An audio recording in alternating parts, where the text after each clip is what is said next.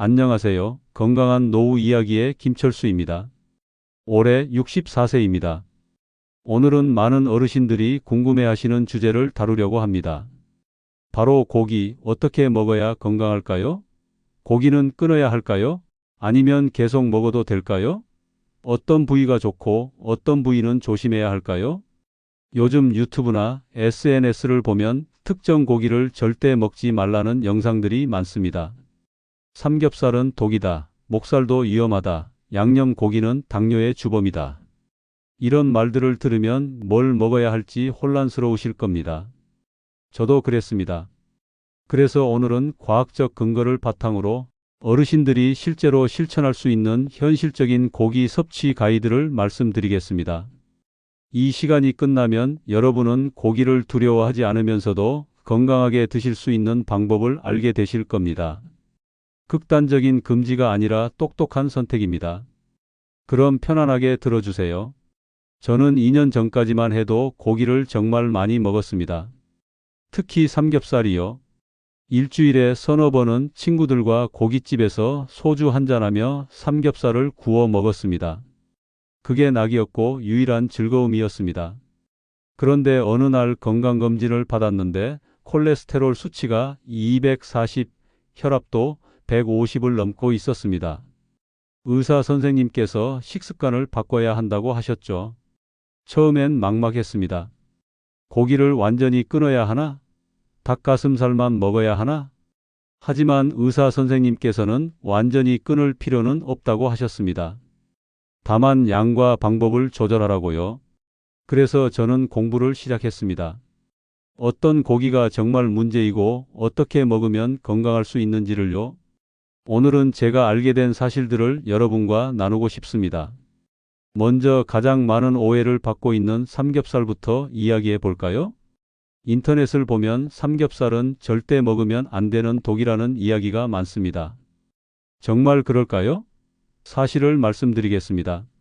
삼겹살은 생각보다 나쁘지 않습니다. 한국식품연구원 자료에 따르면 삼겹살의 불포화지방산 비율은 60%가 넘습니다. 이는 소등심 55%, 소갈비 57%보다도 높은 수치입니다. 불포화지방산은 우리 몸에 좋은 지방입니다. 혈관 건강에도 도움이 됩니다.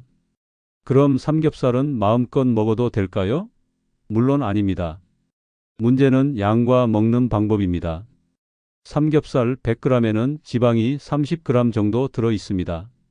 칼로리도 500칼로리가 넘습니다.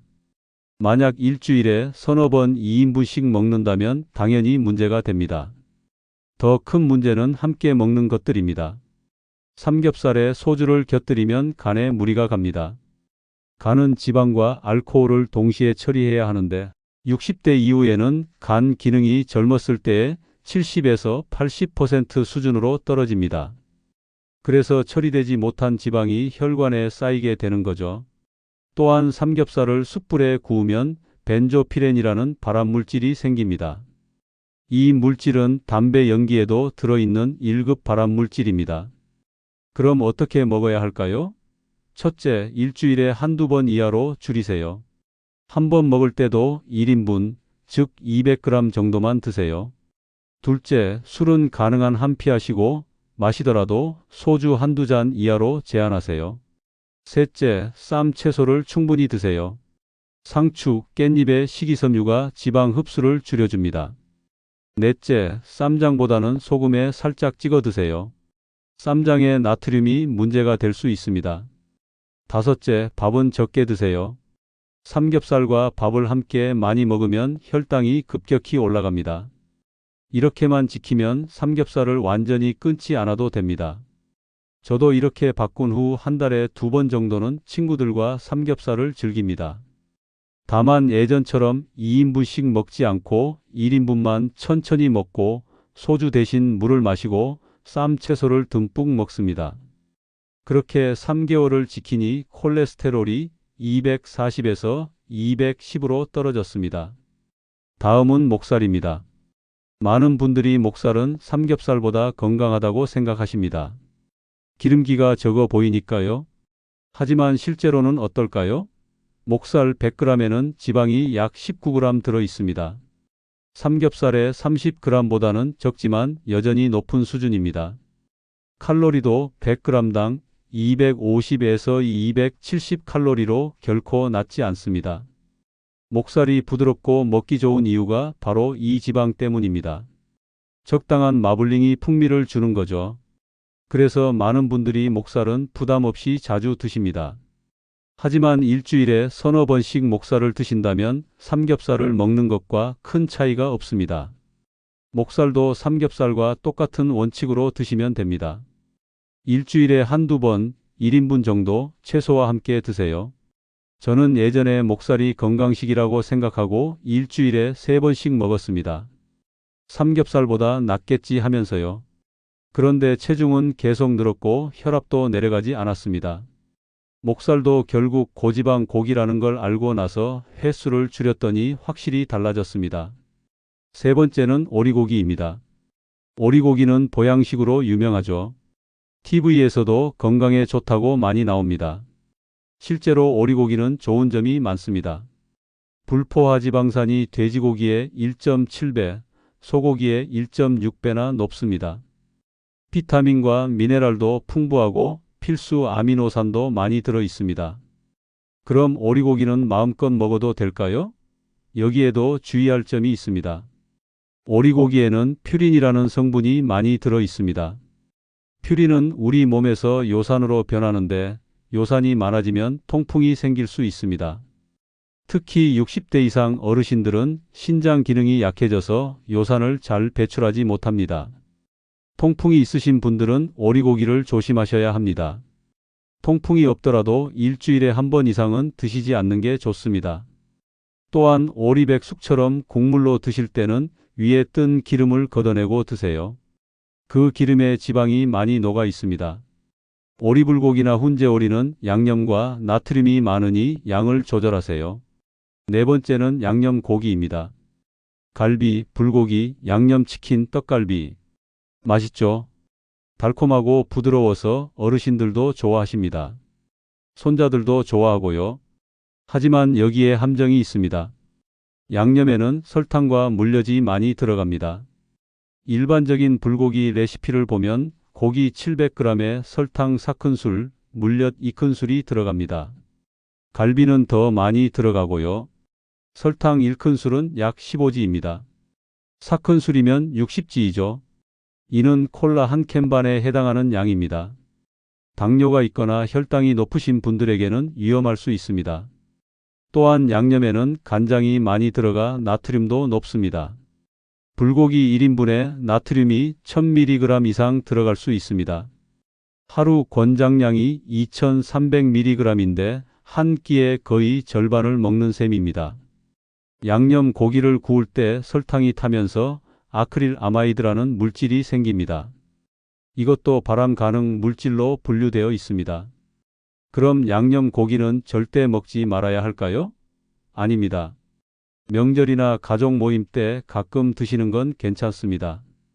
다만 자주 드시지는 마세요. 한 달에 한두 번 정도면 적당합니다. 양념을 직접 만드신다면 설탕을 반으로 줄이고 사과나 배를 갈아 넣으세요. 단맛은 나지만 혈당 부담이 줄어듭니다.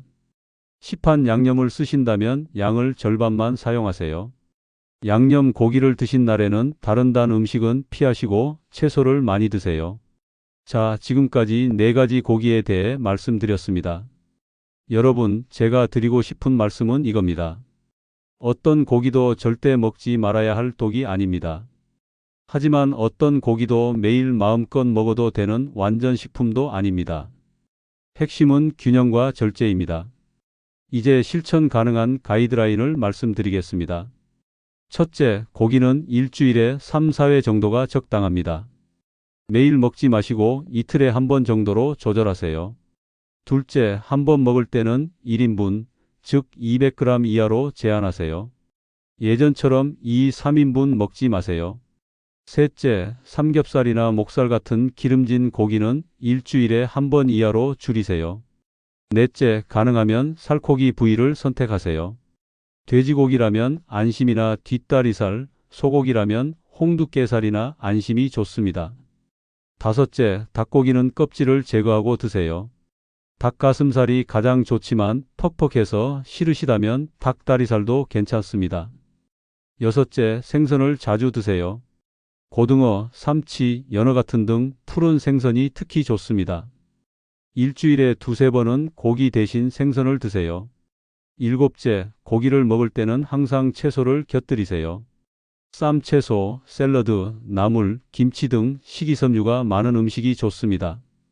여덟째, 술은 가능한 한 피하세요. 특히 고기와 소주의 조합은 간과 혈관에 큰 부담을 줍니다. 마시더라도 소주는 한두 잔, 맥주는 한 캔 이하로 제한하세요. 아홉째, 밥을 적게 드세요. 고기와 밥을 함께 많이 먹으면 칼로리가 급격히 늘어납니다. 공깃밥 반 공기 정도면 충분합니다. 열 번째, 조리 방법을 바꾸세요. 구이보다는 삶거나 찌는 게 좋습니다. 꼭 구워 드시고 싶다면 센 불보다 중불에서 천천히 익히세요.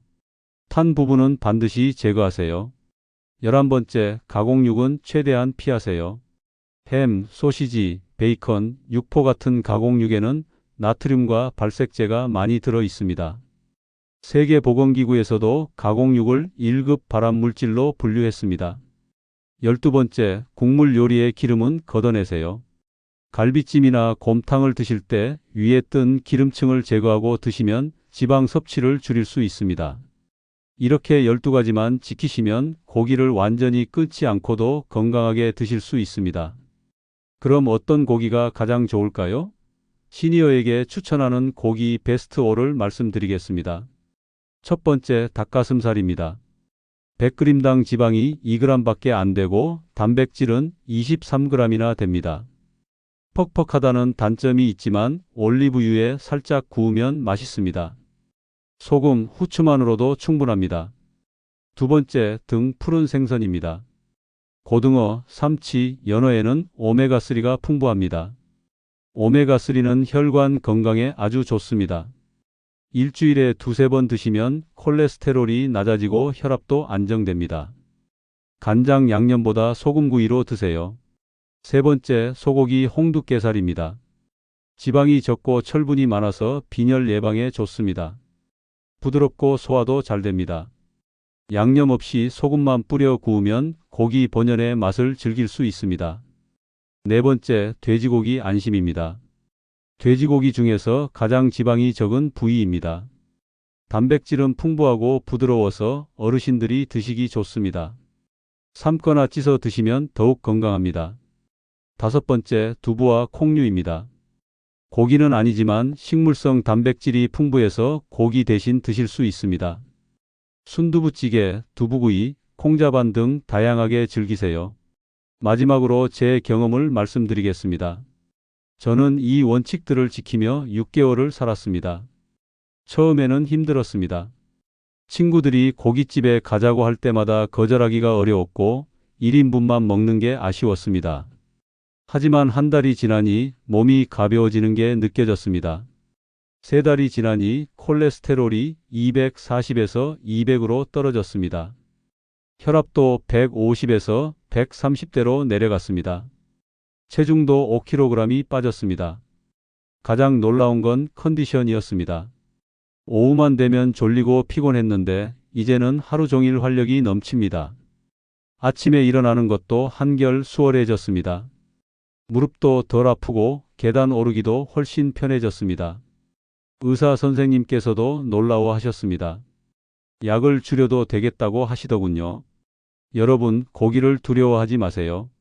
하지만 무분별하게 먹지도 마세요. 양을 조절하고 부위를 선택하고 채소와 함께 드세요. 그러면 고기의 좋은 점은 누리면서 나쁜 영향은 최소화할 수 있습니다. 오늘 제가 말씀드린 내용이 복잡하게 느껴지실 수도 있습니다. 하지만 핵심은 간단합니다.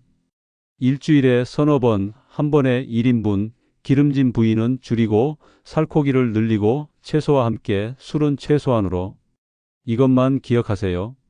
여러분의 건강한 식탁을 위해 오늘의 이야기가 도움이 되었으면 좋겠습니다.